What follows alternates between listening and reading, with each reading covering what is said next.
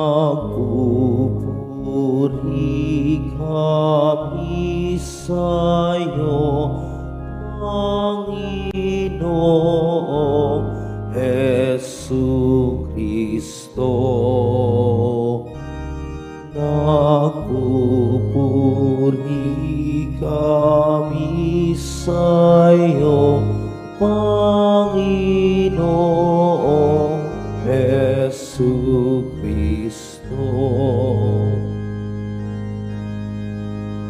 Sinabi ng poong mahal, di ko nais na mamatay ang mga makasalanan, nagbabagong kalooban upang sila ay mabuhay.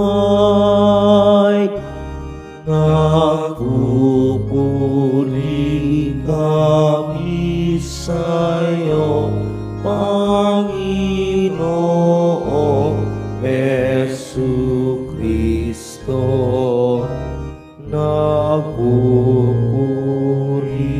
kami sa'yo, Panginoong Jesucristo.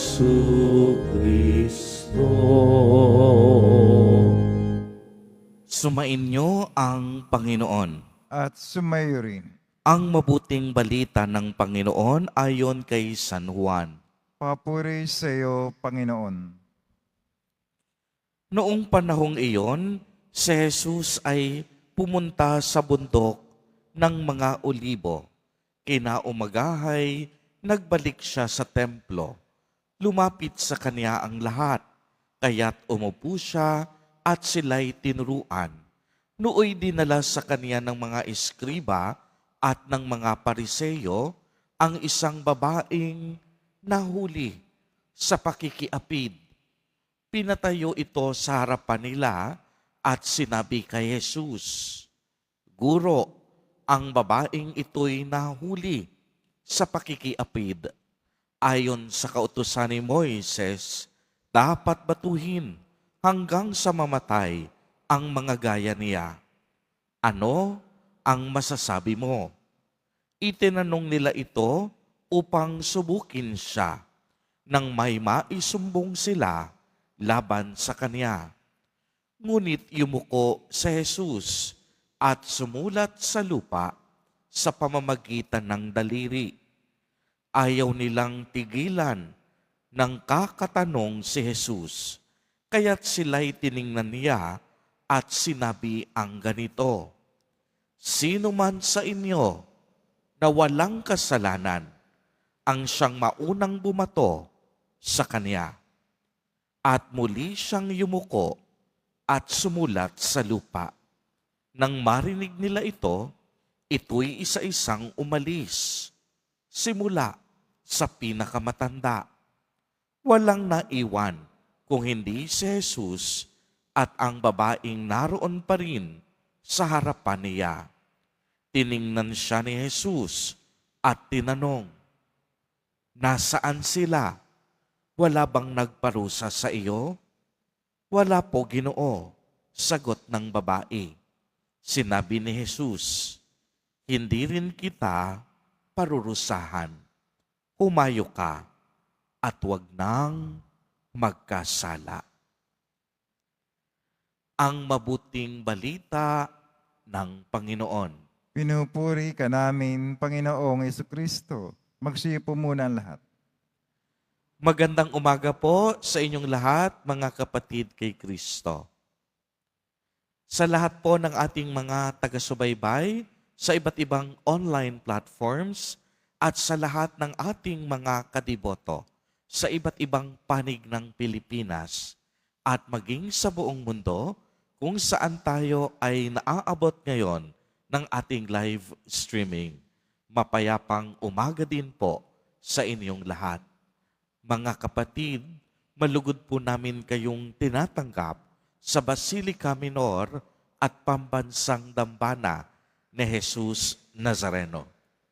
Patuloy po tayong nagpapasalamat, nagbibigay ng papuri at luwalhati, dinadakila sa Jesus Nazareno sa gitna ng katahimikan ng ating mga panalangin at pagtitika ngayong panahon ng Kwaresma.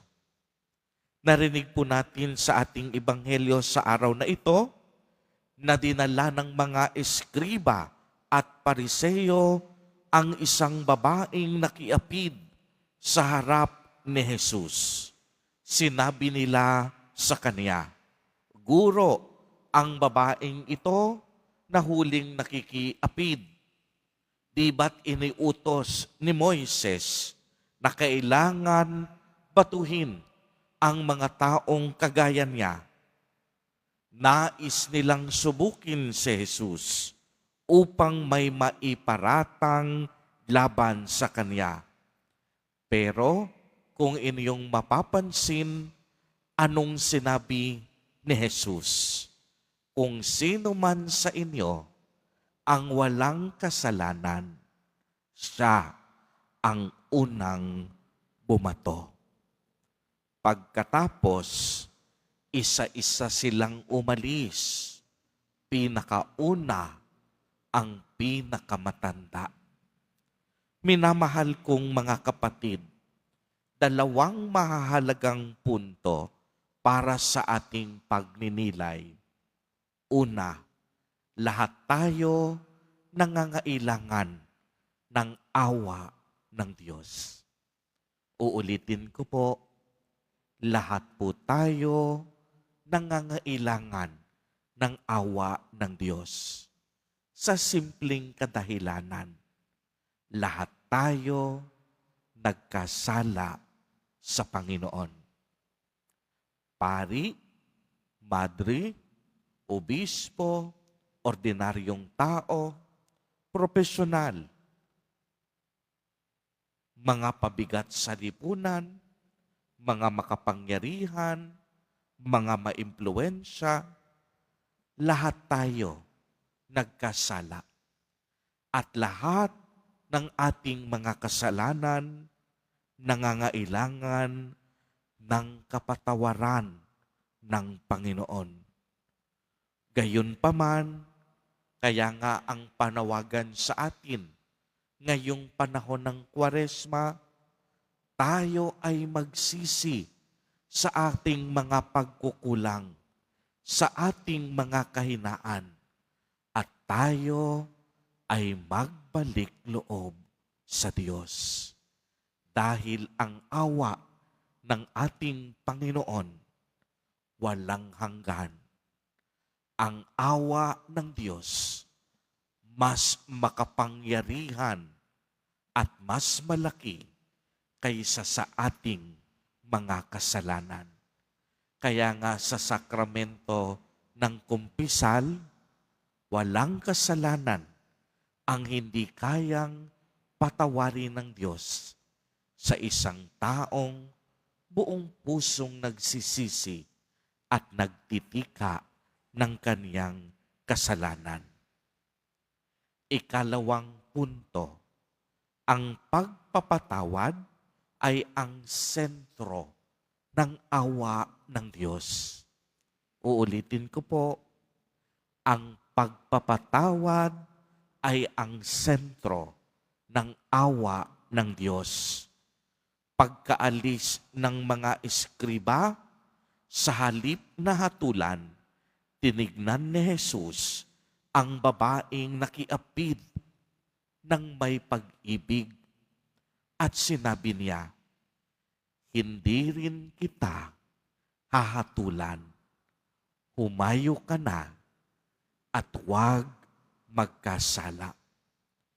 Di ba't yan mismo ang dahilan kung bakit naparito si Jesus?